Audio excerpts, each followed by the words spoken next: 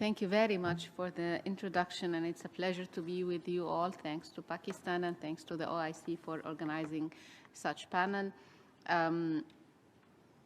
First, I would say congratulations for the happy International Women's Day. It's a difficult, very difficult questions, but I would like to start by a tweet today from the Grand Imam Sheikh Al-Azhar when saying that the Islamic Sharia has precedence over all legislative systems concerning the liberation of women. The Holy Quran restored women's dignity, drew the attention of humanity to their pivotal role in shaping societies, established their rights, preserved their dignity, and prohibited assaulting them or degrading them in any way. And this was the tweet on the International Women's Day from the Grand Imam Sheikh Al-Azhar. Saying this, it's not easy for any woman to reach the highest decision-making, not only Muslim women. This we have to think that it's a societal barrier rather than a religious obstacle. The empowering women and girls as well as gender mainstreaming are critical for long-term sustainable development.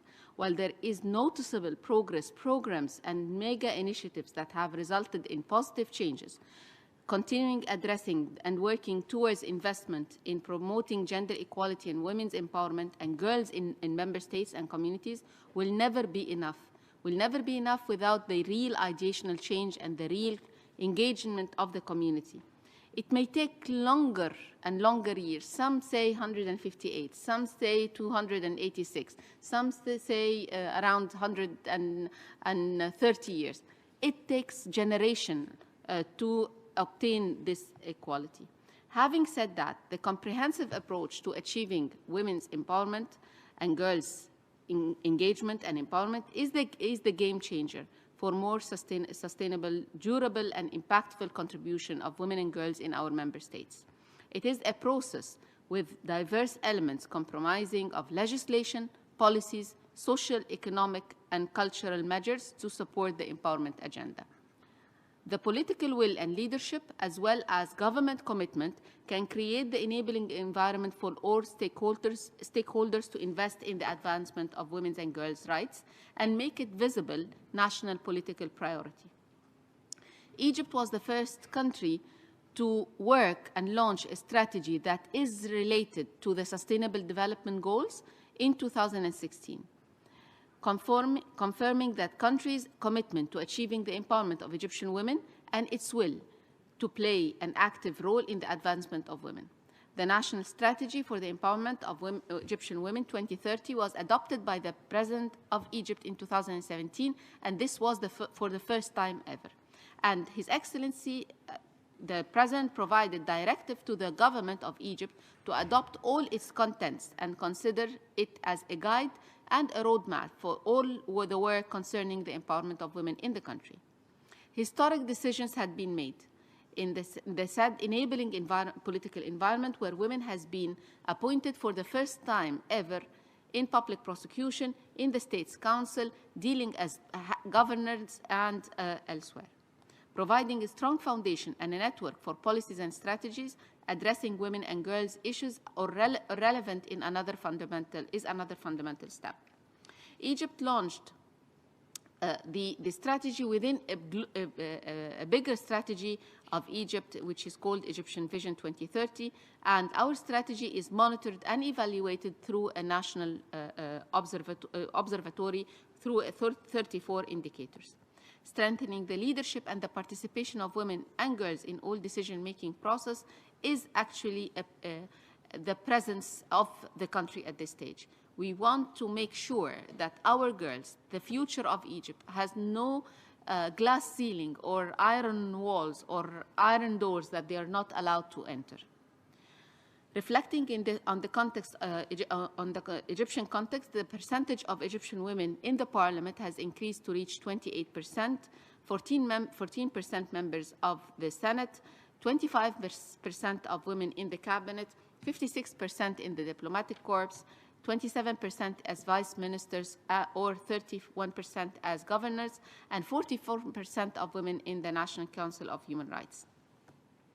It's important, as I said, the legislative or the policy framework in the country. National laws has been amended to ensure that sexual harassment, bullying, protection of data of victims from violence, female genital mutilation, the whole legislative reform addressing violence and victims of violence has been conducted and implemented in Egypt.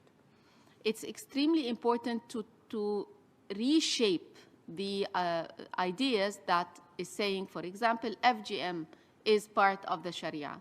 The Sharia is the general jurisprudence of Islam will never, and by any means, will never hurt or discourage or influence badly the Muslim woman in any of our countries. Actually, there is respect, there is high commitment by Muslim women throughout the nation, and there is also, as we say, a support and a political will and a guardianship at large.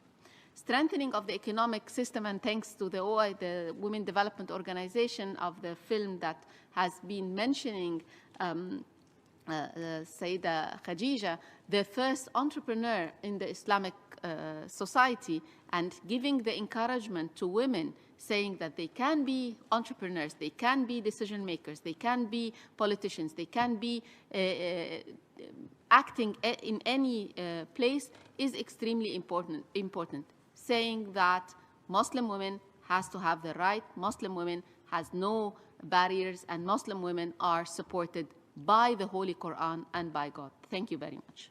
Thank you very much. And after what Dr. Azra had talked regarding young girls and Shahrazad, her daughter, it's